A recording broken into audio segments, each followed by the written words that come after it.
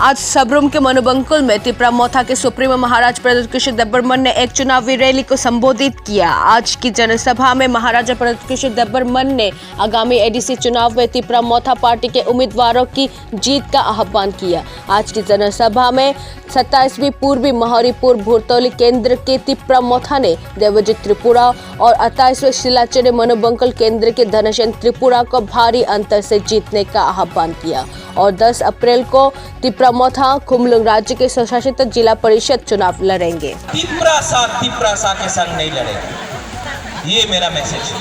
क्योंकि अगर हम लोग लड़ा तो बाहर का आदमी हमको देख के हंसेगा।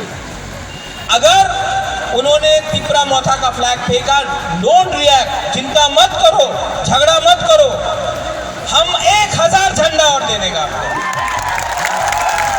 अगर उसने हम लोग का तिपरा मोथा का पोस्टर को फाड़ा, आप लोग रिएक्ट मत करो, झगड़ा मत करो, तिपरा सा के संग झगड़ा नहीं करेगा। बुबागरा 10,000 पोस्टर दे देगा।